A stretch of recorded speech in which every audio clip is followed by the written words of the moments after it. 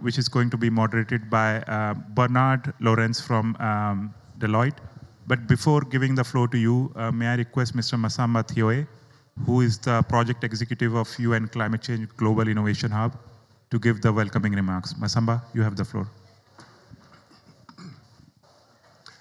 Thank you, Nitin, and good afternoon to all of you. Warm welcome at the UN Climate Change Global Innovation Hub. My name is Masamba Choi. I'm the project executive of the UN Climate Change Global Innovation Hub, an initiative of the UNFCCC Secretariat launched at COP26 in Glasgow.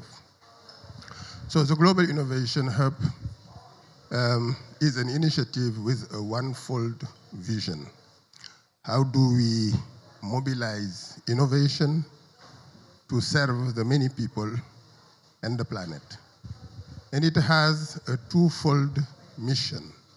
The first component of the mission is how can we contribute in accelerating and upscaling the deployment of existing solutions. Now, when I'm saying solution, it's not just technology.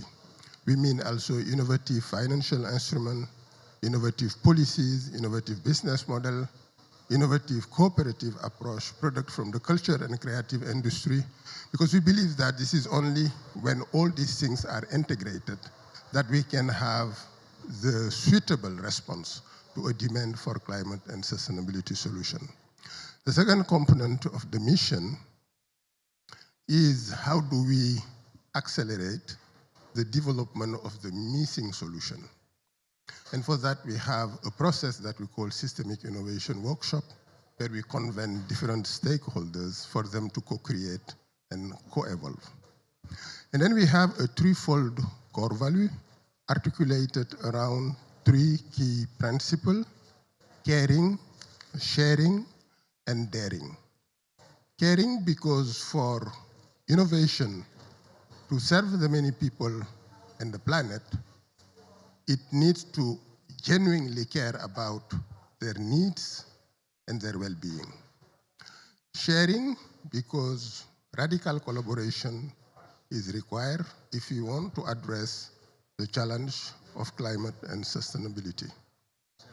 We need to share knowledge, and this is why the Global Innovation Hub is supporting open source. We need to share experience, and we need to have a mindset of solution provider. It's not about solving my own problem as a country, a city, or a corporate, but it's more about developing solutions that others can also use. And finally, the daring part, which is critical for innovation. The challenge is most of the time when we are setting climate and sustainability goals, we tend to set them not on the basis of what is needed, but based on our perception of what is possible. We look at the technologies that are already available, the policy instrument, the financial instrument, and then we set our goal accordingly. We can understand why, because if you are in front of a board of directors, and then you set a goal and a target, the first thing that they will ask you, how will you go about your goal and your target? And you cannot simply say, I do not know. You need to know. And for credibility, people tend to set their goal and target based on things that already exist. But then it does not provide no space for innovation. And more importantly, we are stuck in a vicious circle because those that are setting goal and target will say, we cannot be ambitious because we do not have the solution. And those that are developing the solution will say, we cannot develop transformative solution because there is no demand. So we need a moonshot way of thinking to break this vicious circle. And this is all what the Global Innovation Hub is about. Now, the private sector has a very important role to play at two aspects. First, it has to develop, it has to innovate and develop the solutions that are required for the climate and sustainability transition, but also it has to invest and finance their upscale deployment. So innovating and financing are two key components of the transition that have to be undertaken by the private sector.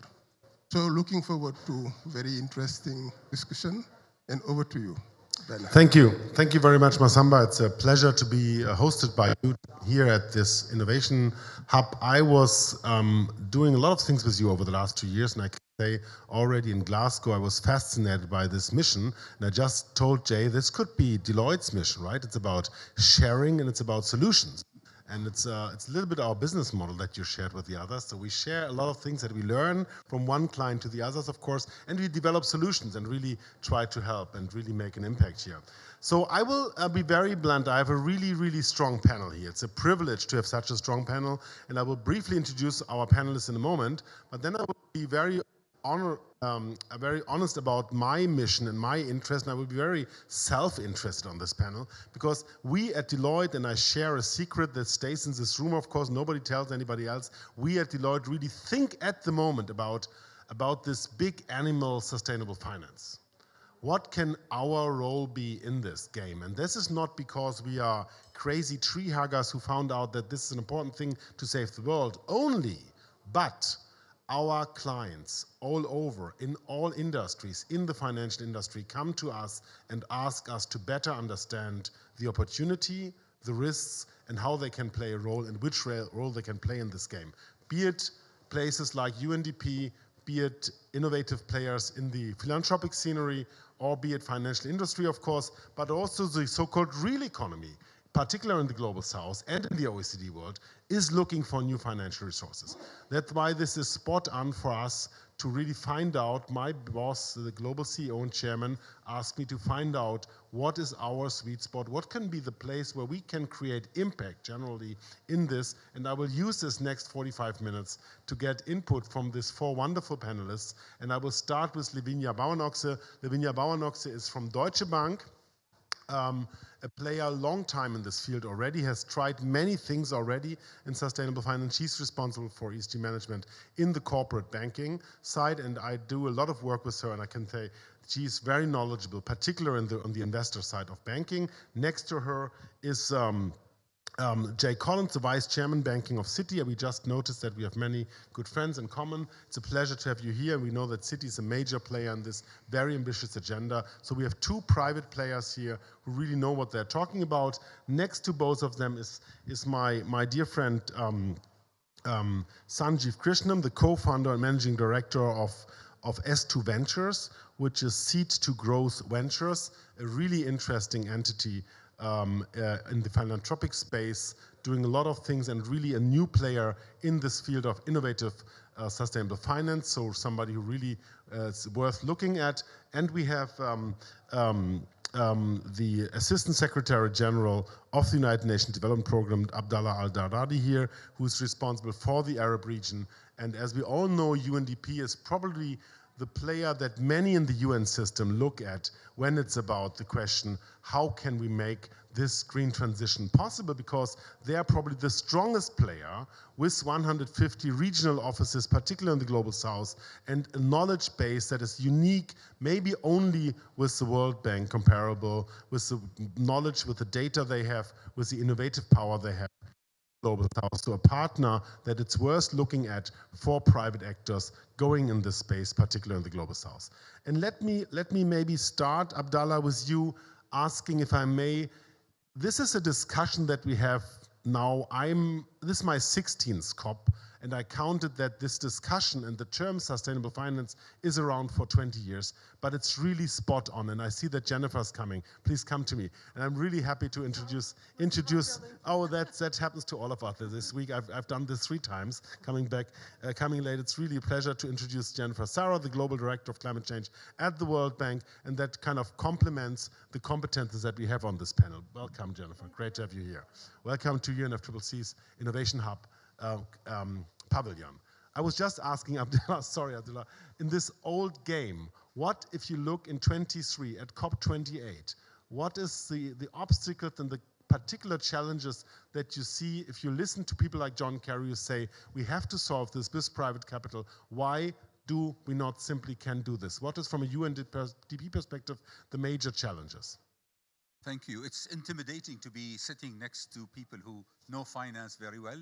For a UN bureaucrat, that is a planet away from what we do on a daily basis. So thank you for accepting to have me today. The way we look at this situation is there is, first of all, what we call in banking, you know it, a discrepancy of maturities. The real return on climate investments will only happen beyond the timeline of a return on investment that a bank or an investor would be looking at. Example, we just published a report about Yemen. Say if we invest in climate in Yemen today, there will be an additional $900 billion to Yemen GDP by 2060. Ceteris paribus, with conflict, with all the other problems Yemen is facing. But I don't think there's any credit rating agency that takes into consideration that additional $900 billion. And I don't think any bank or an investor would be looking at the time horizon of 2060 and say, oh, it's worth investing in climate in Yemen. So there is this discrepancy where we need to step in as UNDP, as World Bank and others to try to bridge between those discrepancies and try to find the de-risking requirements and so on.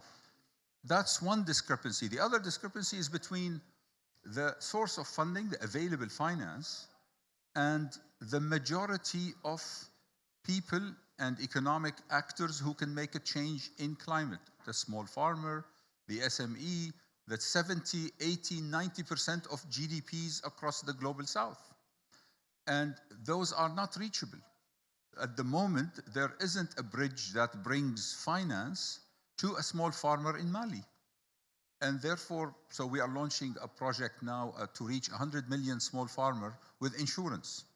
And how does that bridge part of this discrepancy that we are facing? So it's very important to understand that the additional discrepancy, of course, is regulation, policies, and everything. If you look at the recipe that finance requires, the type of reforms or institutional capacities and regulations and transparency and the sequencing of reforms that are required are actually unrealistic. They are not going to happen in 90% of developing countries, at least not going to happen in the foreseeable future. We need to be able to bridge that risk where the regulatory framework is incomplete, where the capacities are not there yet, but still we believe it's worth investing in those countries to move towards a global public good. And that's the dilemma of the commons, right? It's a global public good that requires private investments. If we can bridge those few discrepancies, I think there is a potential to get those $9 trillion we need every year from now on to get where we want to get in climate finance. UNDP is a partner in this, but it cannot be a partner. It has to be with everyone around this table and beyond. Thank you. That was a very strong statement, much more than we would expect in the beginning. Thank you very much. Very knowledgeable, talking about from a 22 or now COP28 perspective on the subject. Jennifer, that was like really putting the ball in your direction.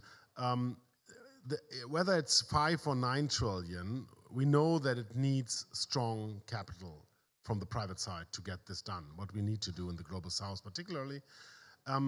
And we know that now we are, I don't know, the latest numbers, yesterday it was 1.6 with loss and damage. There's a big gap in this. How can we possibly overcome this? And before you came, Jennifer, I said that we at Deloitte are at the moment in the process of due diligence where we really look how we can best understand this and be part of this kind of impact that is needed in this place, being the biggest consulting and audit company in the world with 500,000 people. All on this panel are our clients, if you want, so we can make an impact, but we really try to understand where we are needed most and how we can build those platforms. Tell us a little bit about you, if you're here, Abdallah, what is needed to overcome this gap that you just described. Good. Thank you. We start by sharing microphones. That means we're all in this together. Wonderful to be here and see some of my partners in crime from different parts of the equation. I'm more optimistic than your last question. you have to be optimistic, I think, in this place, and we do get overwhelmed, the billions to trillions, and then we come out with a new report this year, that we're saying that that's not enough. We need to triple the funding for the MDBs. I mean, the World Bank also, if we did $33 billion in climate finance last year. That's nothing. So we definitely need the private sector. I think what I really like what Ajay has come when he came in, he's like, let's unpack this. If you start talking billions and trillions, everyone just gets scared. And so I think that's really, really important. Let's do this in a way that we can really focus on the problems, and I'm sure you'll probably come to the JET piece too, as well as solutions in countries, country platforms, or countries are in the lead, where we galvanize either around sector investment programs or specific approaches. So immediately, like if we just look at the mitigation size and the phasing out of fossil fuels and decarbonization of economies, I mean, we can look, and of course we have to be careful not to cherry pick just a couple countries, but there's, if we look at the top 15 middle income emitters that the World Bank supports, that works with, take China out of it, right? But you can actually zoom in on some of them, really make a dent on that one. And what's important is the really good analytics. So we've done these country climate and development reports. Have you heard of CCDRs? So we have about 40 countries that have done them, big and small. We have India, well, India's not finished yet, but we have like Brazil and Vietnam, China, but you have the Sahel. So looking at different approaches. But in Turkey, for example, we found that they can also, they can reduce their emissions. They could choose a pathway to reducing emissions from 425, is it metric, whatever, MTCO2 to 300 by 2030. So 30% reduction, and they can do it while keeping their economic growth unchanged. And so if the country invests $60 billion, which sounds like a lot, but it's only 1% of the GDP. If they invest now towards that clean trajectory, they can do it and still deliver their economic growth as planned. So it's just front-loading the investment now, making the right investments, getting the private capital and public in there. And of course, it comes back to policies. So if you give the evidence and say, this is what you can invest in, what are the couple policies that you need to unlock to be able to give investor certainty? And then you come in with a blend of what's grant financing, concessional financing, and private financing. And there's really good examples from the JET piece where we really need to go hand in hand. A lot of times private finance or investors, they look at project finance ring fencing. But if you're going to sit there, you're going to look at decommissioning a number of coal-fired plants, for example, and at the same time, you have to do all of the closing them down from an environmental perspective. Community is the most important thing. Making sure the community has other jobs and training the community. There's a lot of public sector investment in there. Then you have the renewable energies where you think you can crowd in private investment because that's something that you can crowd in private invest. And then you have the grid reinforcement. So if you look at these programs and you unpack what's public, what's private, where do you bring in the grants? That's something we've been doing. But now the sequencing is what we're learning. You cannot just do one before the other. So you cannot shut down. We say phase up to scale back. So you really need to scale up the renewable energies and then you phase down. They have to go hand in hand. If people don't have energy across Africa, you really need to make sure that you're getting the energy access as you're also decarbonizing. And you take care of the social environment hand in hand. And I think that's what we're all learning. So I'm optimistic. I think we need to go country, sector, specific programs with countries in front and the private sector, domestic and international. They're all together. And I'm sorry if I took so long, but I really see it coming together that way. No, I mean, it's a very fair point, and it's really a very nice amendment to what Abdullah said. I still would challenge that the example of Yemen, and we know Yemen, and I could imagine, I don't know exactly the rating, but I don't want to know actually, that will not solve the Yemen problem because nobody will really invest into Yemen, and I think I agree completely with many other countries, as well as Yemen was a rating, like Namibia, where we have super conditions for creating green molecules that we're desperately looking for in Europe. Lavinia knows this case very well, and nobody's investing anyway because the cost of capitals are too high.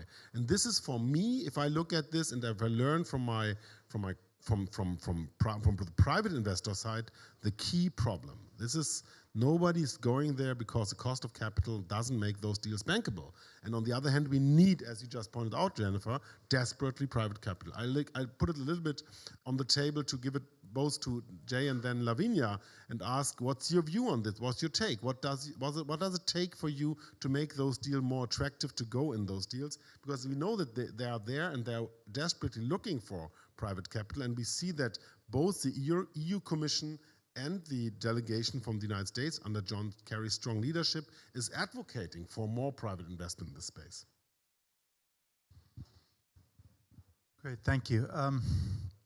Well, let me break it down into a couple of areas. I think, first of all, Jennifer was talking about optimism, and I think I tend to talk in terms of promise and peril, because I do think there's extraordinary promise.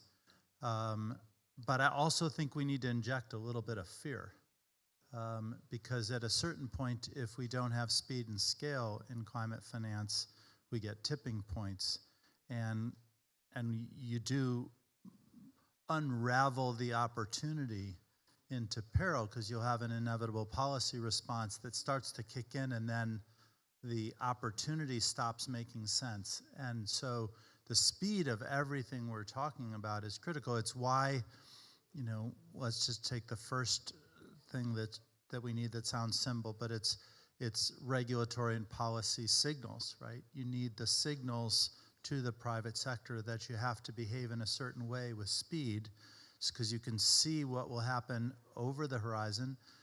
It can be carbon rate mechanisms. It can be tax incentives, subsidies, think Europe, Green Deal, or industrial policy.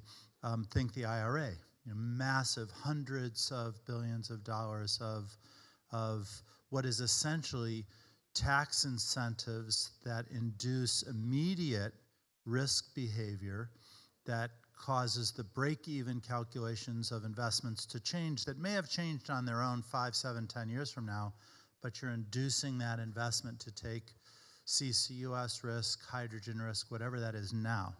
And we need to do that. Now, in the emerging markets, it's different, because it's not technology risk we're talking about. It's fundamentally emerging markets risk. And so that risk needs to be mitigated. And you've got large regulatory, fiduciary driven players in the world, banks, pension funds, insurance companies, that are struggling to take the risk of the emerging markets. And unless you figure out a way to mitigate that risk, you can only ask the same question so many times, get the same answer, and not change behavior. I mean, we realize it's just not working. We've got, what is it, over 80 billion of MDB money, and you got 17-ish of mobilization. Well, that's a fraction, and sitting with the UNFCCC negotiators on the new collective quantified goal, and you start talking about,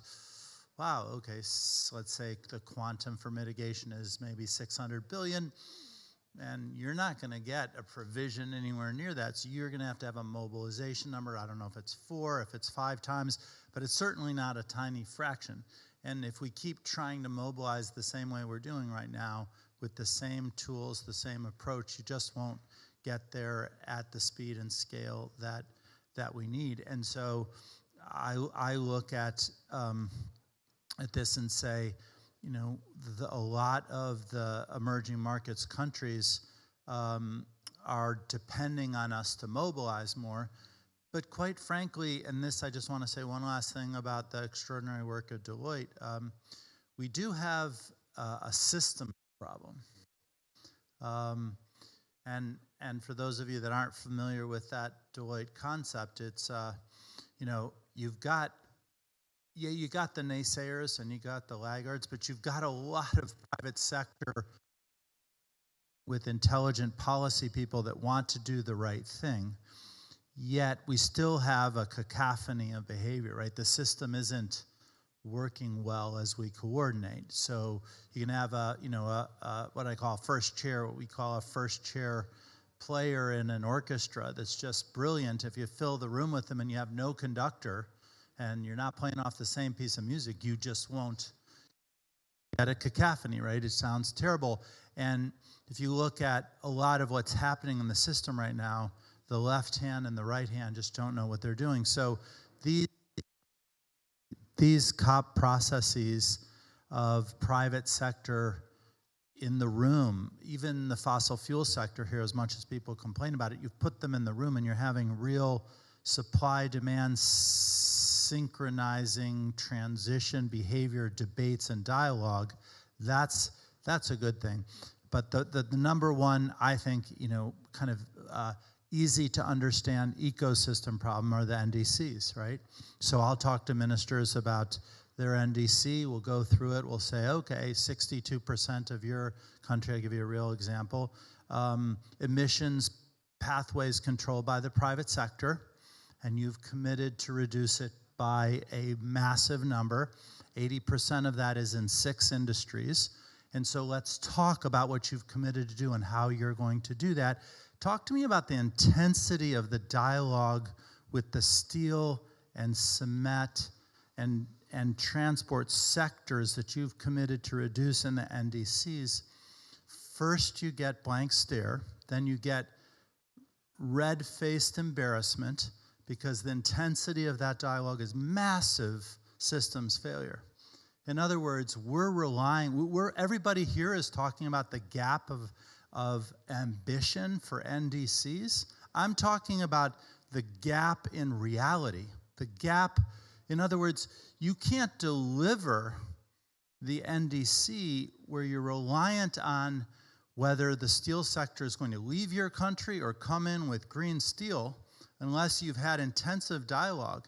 And so the NDCs are going to require, over the next 2 years, much more intensive dialogue to where we create projects, we create ambition, we create technology driven into a country, and then we can talk about bankability, and then we can actually deliver ambition. So we've got a long way to go. We've got to think about the promise, but also know that this has to go well. I like this notion of fear that you put in and a little bit realistic view on the acceleration of the whole thing and the challenge that's in new NDCs that we will discuss next year, right, Abdallah? I know that the UNDP is pushing hard that countries develop the new NDC that they have to deliver then in the spring of 25 next year, and you will play a major role there. However, fear means also it's time. And the bankability question, I come back to this because that's what I'm caring about most at the moment, means that we have to start doing things and stop doing other things, because otherwise we are running out of time. I mean, we know the numbers. Science tells us every day. And it takes about 5 to 10 years to build the green molecule farms in the global south to bring them to Europe. And that's something that we are concerned about. And that's why you do IRA in the US. So what's the IRA for Africa, and what does it take to do this? Lavinia, you are really in the middle of the corporate finance and look at this. You have those discussions every day with analysts. What's your take on the fear thing that Jay put on the table and the timely question? I would love to add to the previous points and impulses first, if you don't mind. And I would love to add just 3 perspectives, because you opened the door, so I need to comment. So one perspective is really, I would love to take a little bit out the negativity, in that sense that we that at the end of the day, of course, ESG risks are financial risks. And at the end of the day, we need commercially viable projects. If you want to scale up, and we want to scale up capital mobilization, we need viable projects. Otherwise, we are not going to get to that end. While we are looking into new technologies, we will need more support to take the initial risks. So, of course, that's not applicable to well-established technologies, which we all finance for 20 years, being it only solar, only wind. But where it comes to the combination, for example, you mentioned the hydrogen needs we all have, and we will have to arrange for enough supply and production. There we really have project-on-project risk, because you don't just talk about the renewable part, you also talk about electrolysis and the dependencies from one project to the other. And then looking in addition into the emerging markets aspect, and you touched on the country risks associated, that's really where we will need some help, I think, in the beginning. Some help. So bringing that all together, I think we are, personally speaking, if I reflect on my conversations I have here, I see much more tangible discussions. We see first projects, of course, with the support of large capital holders in those projects, coming to further progress. And those projects are also a learning opportunity for people involved, for the whole community involved. But for the beginning, in order to create scale, we need to understand the risks still associated. And we need to understand how to mitigate those risks, how to distribute them out. And that's coming back to the initial point. It's in the end financial risk, so no investor or all investors are expecting some return for the risk they are taking, and they are financially in the end. I mean, I couldn't agree more, and I think Jay was nodding that you say financial risks and you need help to mitigate those risks, and that's certainly a role that funders, global funders, multilateral bankers, but also EIB and others can play, and governments can play, and we have to discuss this in a moment. Before we get to this, I would love to learn what the role of philanthropy is. I'm still in my learning curve here, and Sanjeev, I mean, I once worked in this space, as you know, and George Soros, when I became president of the largest European foundation looking into climate, told me, and this was advice, he said, of course, that was George Soros, so you were sitting like a small boy, and he was like teaching you, and he said, foundations have to be risk takers, not risk avoiders. So are foundations risk takers? Is that what you're doing at your venture? So I represent Builder's Vision and S2G. S2G is market rate, sort of innovation, infrastructure, credit. Builder's Vision takes a systemic approach, which is sort of what we call NGO to IPO. I think our view is the following. You have 450 trillion of wealth. You've got right now 1 trillion coming into the transition. You need 5 to 9 trillion per year. How do you get flow of capital to address these issues? And global philanthropy is only 1 trillion, and less than 5% goes to climate. And so we think about this systemically, from philanthropy to market rate return and other financial innovation, around climate change leading to resource productivity leading to capital productivity. If you look at the last 4 cycles of resource productivity to capital, or productivity in general, it was railroads, electricity, oil, and telecom and computation. All 4 of those transitions involved 4 things. 1 was innovation, so the raw physics, chemistry, biology, computation. 2, business model innovation. 3, ecosystem buy-in, and this is where philanthropy can play a really important role, whether it's with policy, civil society, others. And then 4, and this is where philanthropy has historically not played a role, but we think it should, is really around financial innovation. I worry that blended finance may not get us there, but we need other financial innovation to be tried, because the current regulated banking system, the depositors are not going to finance this issue.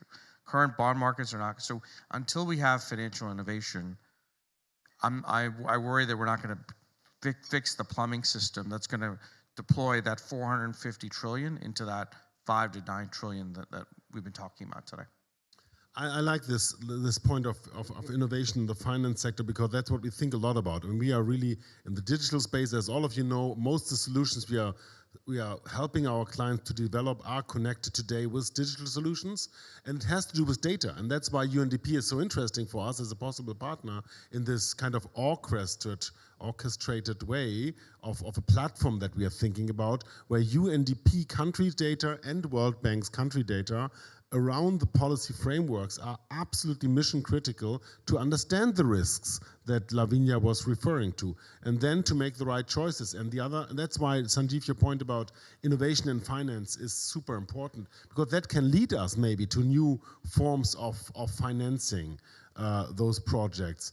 The experience DCF and Jeff, which is under the leadership of UNDP, is encouraging, with small projects doing well, but it's tiny, right? It's really something that we have to leverage. If you would have a wish list that you would come to the next COP, where the main thing is finance, as we know, COP29, right? What would be on your wish list to increase the impact that you can have with the financial aid that you're distributing as financier, if you want so? GCF and Jeff are both funds to finance. Thank you. First, we need to take a critical path to scaling up.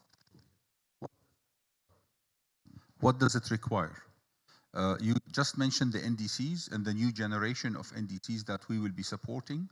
I'm actually putting the question to the panel, how should an NDC be designed to be finance friendly, to be able to convince finance that this is something it's worth investing in? That's one wish that I would love to work with finance on in the next few months, until 2 years, and get those NDCs that address some of the questions you raised, the risk and all other concerns.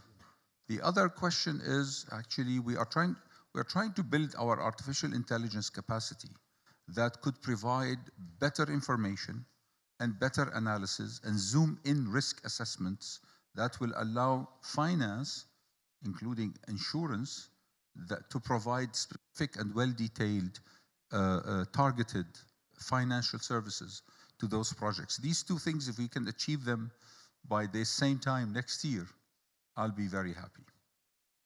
Well, very easy task, Jennifer. If I look in your direction, I mean, UNDP is a very, very influential advisor to countries, but they need financial competencies on their side. Is that a role that the World Bank will play? Well, financial competencies, I think all of us have to have financial competencies. I think what we're doing now, I mean, everything we do, we need financial competencies, we need development competencies as well. We need all the competencies together. I think that's the difference. We can't all be swimming our own separate lanes. We actually have to be together and galvanize on solutions. I wanted to talk a little bit more about financial innovation. And it's true, my first intervention, I was talking about the high-emitting countries, Turkeys of the world. They're not the Yemens. And we do need to think of the Yemens. We need to think about adaptation, even in the wealthier countries, vulnerable populations most impacted. And so I think that's also important. I mean, obviously for their adaptation is key to survival. How do you deliver resilient development in those countries? And even there, we did the analysis of the CCDRs in the Sahel, for example. There you're seeing, for them to achieve their SDG development objective in a way that also builds resilience and obviously have a low emissions trajectory built in, it's 2 to 10% of their GDP. So that's huge, right? So there is that differential in countries. So when you look at where philanthropy might go, there's always that challenge. Do you want to bring philanthropy and concessional grant financing? We can most unlock private financing, urgency, quick decarbonization, most impactful. We talk a lot about methane. Where do you go? I mean, I agree. At the same time, we don't leave anyone behind. So then how do you also then tease out the pockets of philanthropy that you can use in countries to build up their capacity and their policies so they build resilient development in a way that's integrated and internalized in their NTCs, in their long-term strategies, and in the directions that they take. But let me give you a couple examples, Jay, when you're talking about, the question, how do we risk share? I mean, I always talk about risk share as opposed to de-risking. So when you talk about the Northern Pension Funds investing overseas in emerging markets, can we use, obviously MIGA, our guarantee instruments are trying very, very hard to take as much political risk, to go into countries we're not used to. IFC's doing their blending finance instruments. I mean, we're definitely stretching our balance sheet as much as possible at the World Bank, working with MDBs, trying really hard, and we want to, Jay. I mean, I'm not picking just on Deutsche Bank, on the commercial banks, on the lenders. We want to be able to work together in emerging markets, but we also have to remember, if you look at the reports, domestic finance is huge. Repurposing subsidies, not getting rid of harmful subsidies, repurposing them. Governments in every country repurposing subsidies in a way that's positive, that crowds in positive investment. So, for example, many farmers around the world, in Europe and in Africa, around the world, the United States, get huge amounts of subsidies, but for bad practices. They do subsidies that apply too much fertilizer. You can give the same subsidy by doing climate-smart agriculture, for example. You repurpose it, and you do it in a way then that you could actually maybe crowd in more private investment because you fix some policies along the way. So again, it's being very, very creative. Other things we've done in Uruguay, we have a really interesting policy lending instrument where there's incentive. They're borrowing IBRD, so it's a bit under, it's market rate, but less. But there's an incentive. If you hit your methane target and you reach this target sooner, we will give you we'll reduce your interest rate. And that's where we might use some grant finance and some philanthropy. How do you use that to unlock and incentivize good behavior? You're going to affect a whole country by doing that. Another one, I can get into carbon markets later because I think that's a great way to transfer resources from the north to the south, high integrity carbon markets, forestry. We've been working for 20 years. Ajay's talked a lot about it here, where you have a lot of indigenous populations, local communities, high integrity, environmental integrity, social integrity, clarity and pass-through mechanisms on land ownership, benefit sharing. it's doable. You can get billions of dollars into countries that have high forests, right? High forest coverage, expand it to mangroves and other sectors. There's a lot of ways of creative financing unlocking. Same thing with GCF, and we're working very hard with the climate investment funds and GCF. They don't make ring-fenced operations. They come in, and we're applying it now for renewable energy across 9 countries. GCF gives you the slight grant financing, put the World Bank money on top of it, boom, the private sector comes in. So those are the types of packages that we're looking at. That's really interesting, and now we are talking about this is something that we see on the market occurring everywhere, and this makes a difference, right? If you get the a group together with private capital at the end, really kind of leveraging and getting to what Jay called speed and scale, because this is what it's all about. Jay, your wish list, but also referring a little bit to this model that we just learned from Jennifer, Global Climate Fund, Global Loss and Damage Fund soon, World Bank coming on it, and then to de-risk private investments going in those projects where they have kind of the guarantees that we have already de-risking strategies that we can see, but also your wish list and maybe on the next COP and NDCs. My wish list. Yeah, I mean, they're pretty clear. I think the recipe is out there, but first, the private sector has done enabling environment memos for the JET-P.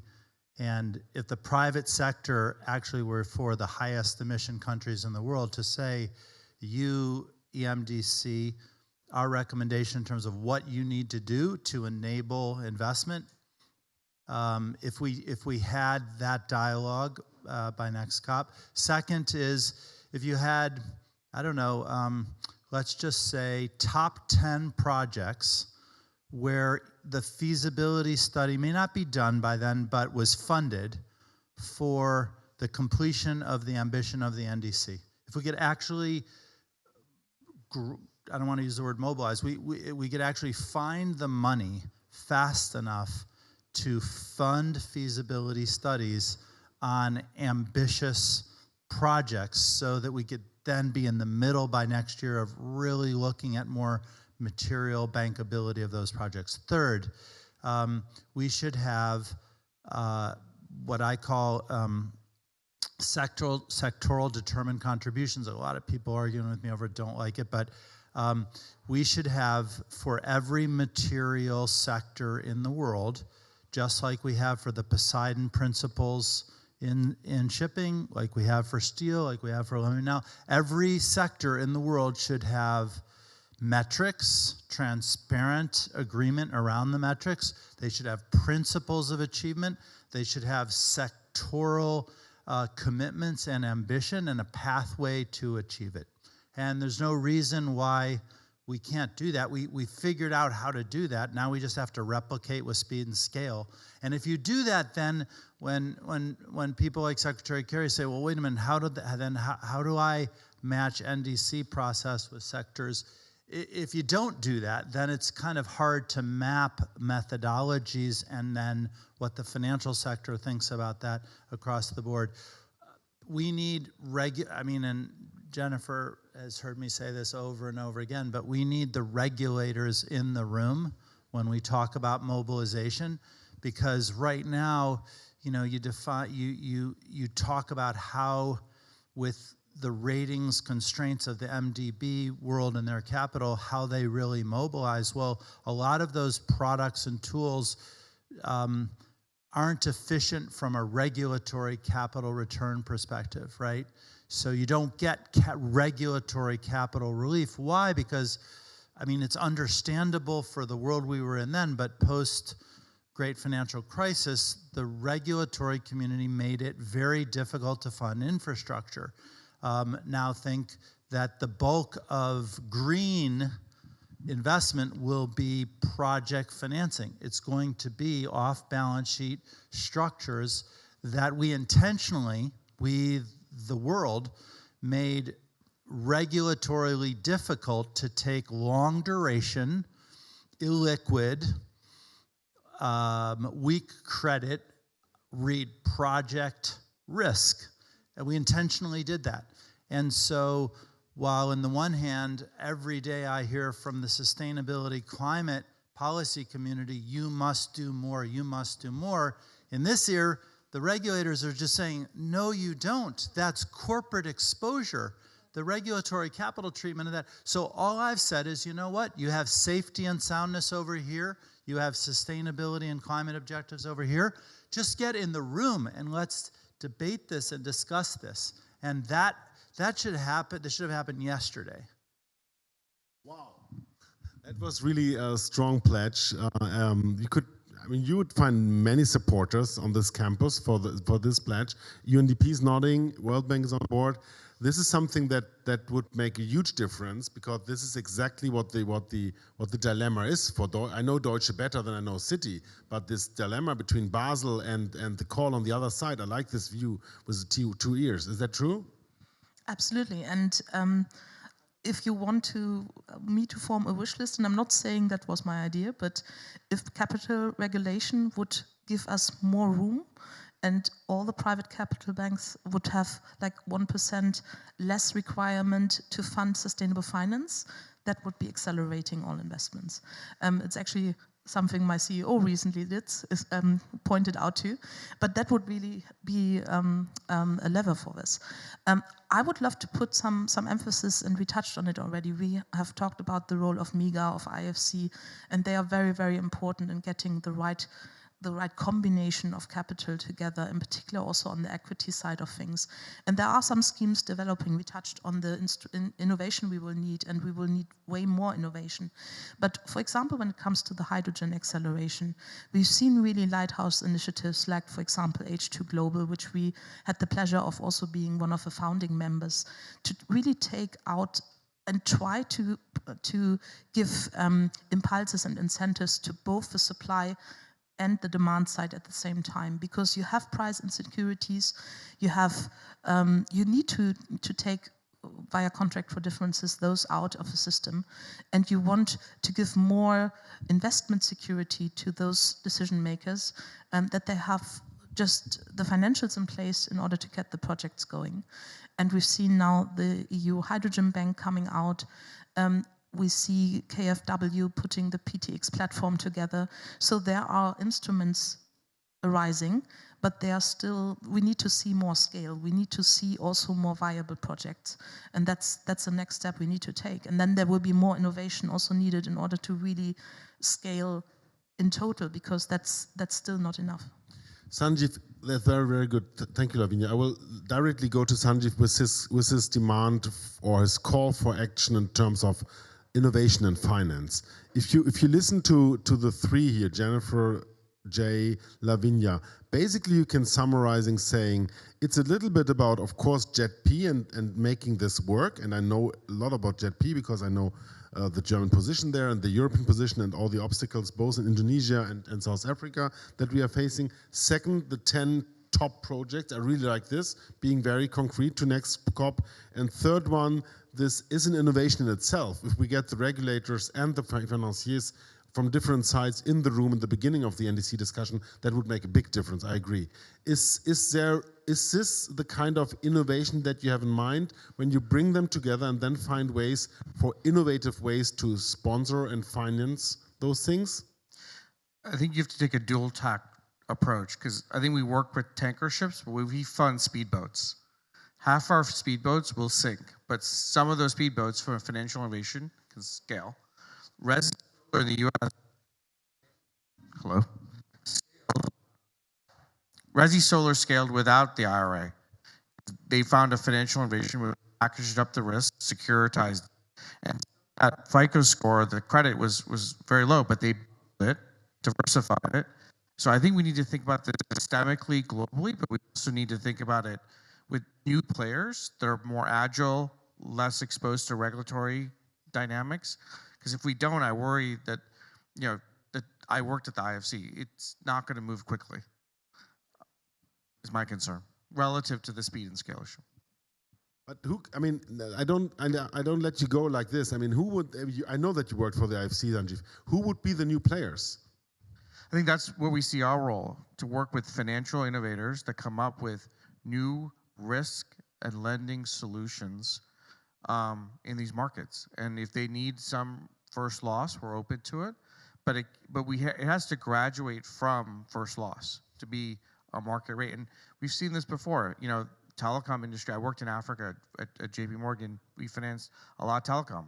In the beginning, the physics was there. The business model was innovation. Is what spurred a ton of financing. When they did prepaid ARPUs, i.e., prepaid subscribers,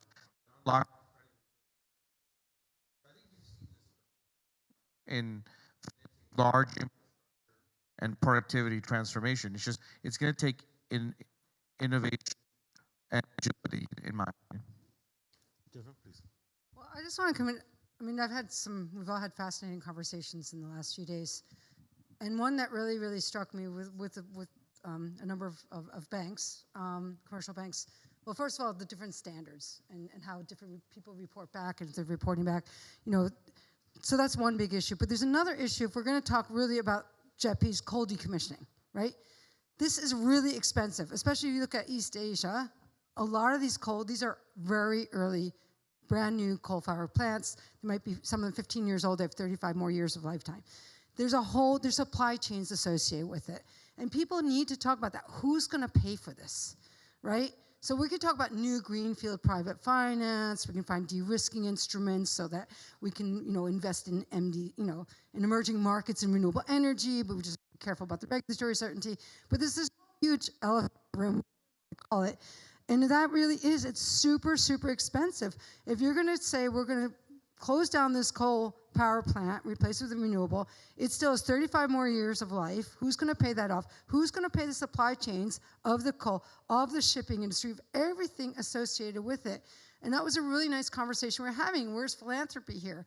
Is this something, so that's I think when we start looking at philanthropy, just trying in to take the first loss risk of something that then the private sector will be able to come in. So there's other roles and places that we might want to also look at the most difficult issues where we might want to actually ask philanthropy to step in.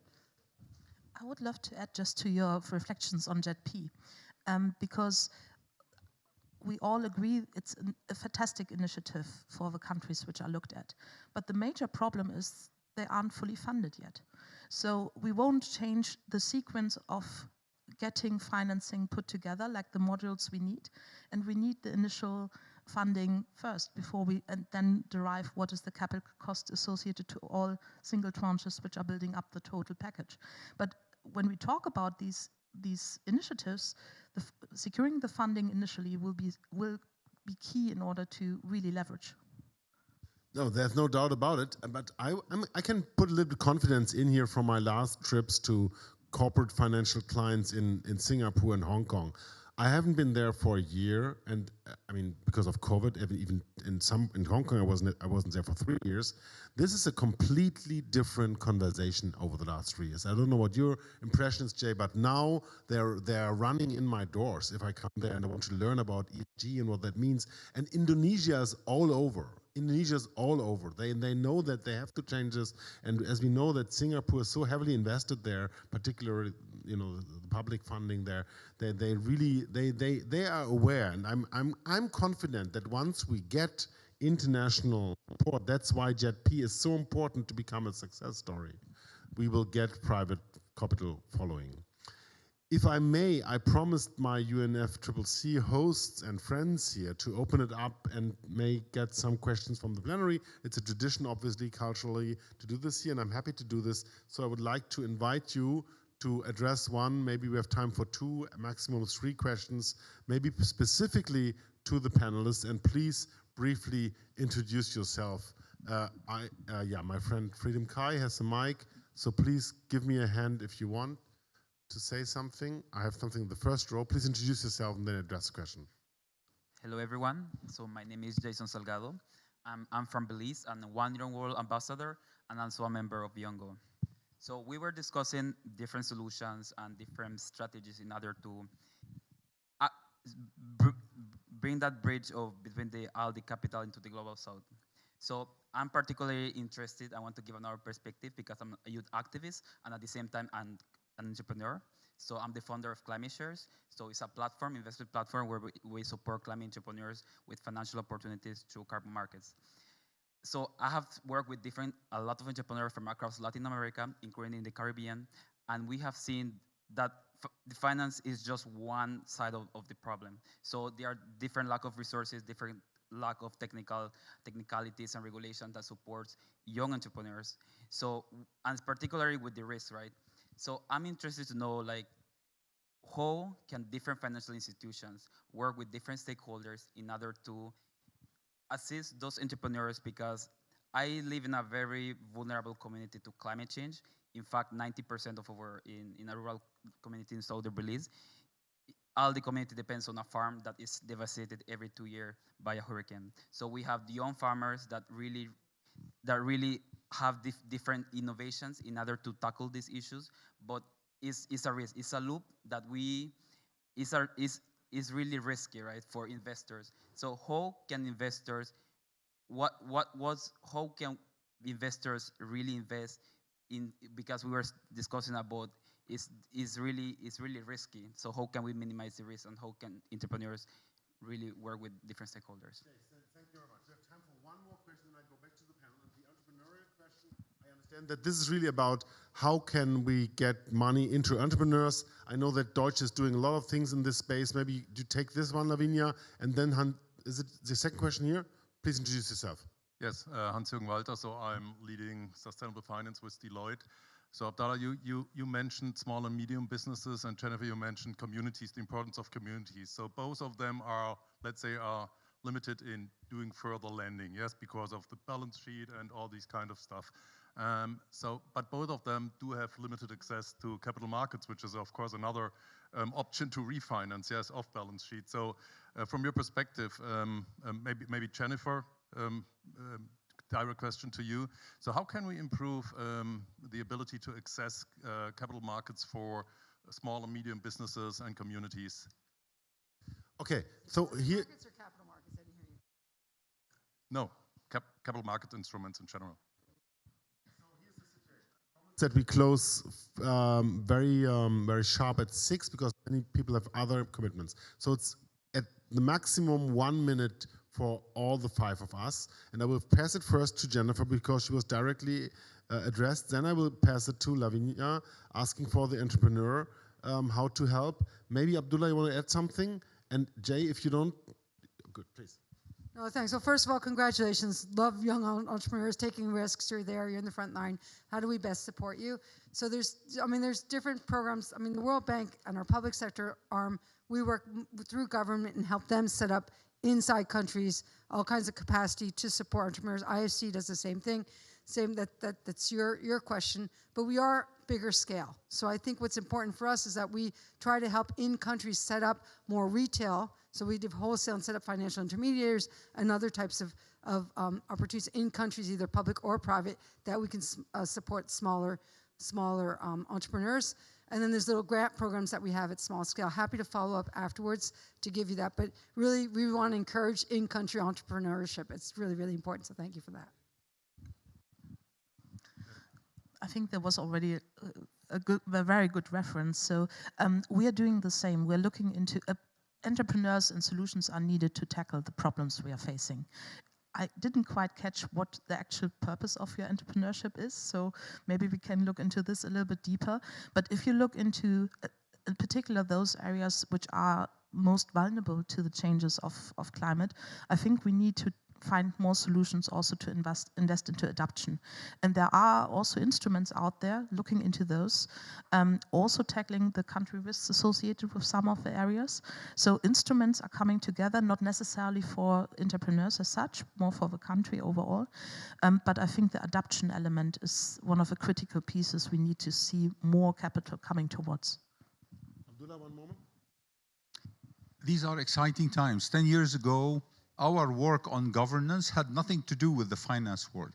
Today, every dollar we spend on regulatory improvement, institutional capacity is now being measured, and that's our new business model that's emerging, is being measured by how much would it leverage for green, for climate in general, for SDGs. And that is very exciting for us because now we feel we are much closer to this world than we were before, and that, for example, my contribution in the Arab region, we spent $1 billion last year. $1 billion is a drop in the bucket. We need much more, but grant funding will only be $1 billion, $1.5 billion. How do you use that to leverage the 10, 20, and 30 billion? And it's becoming very exciting, and that's why we can then work on the small and medium enterprises and all of this. Thank you. Jay, final minute? Yeah, I would just say to the SME question, entrepreneurs and SME, that, you know, jobs and growth are so driven by the SME segment, and they don't have the capacity for the climate change revolution. They don't have the working capital to fund their ways through this. We need a lot of supply chain, green supply chain finance through this. But importantly, we have to understand that Scope 3 mandatory reporting is coming. And what that means is ultimately you're going to roll up carbon from global trading corporates at the product level. And so if you're not careful and you don't anticipate it and build the capacity in and bring the SMEs along, ultimately the top of the chain won't be able to roll up carbon from brown SMEs. And we got to start to understand that now, to put the discipline in to the supply chain of finance and capacity for the SMEs so that that doesn't happen. Thank you. Thank you very much, Jennifer. First of all, you have to run to see John Kerry. He needs your advice. Thank you very much, Jennifer. Thank you, Jay. Great. Lavinia, Sanjeev, Abdullah, thank you for a great panel. And from what I understand, my friend Freedom Kai, I can invite on behalf of UNFCCC and S2 Ventures, everybody for a glass of wine outside, or where is it served? It's in here. Okay. Thank you very much. You're welcome. One picture, yeah. Thank you.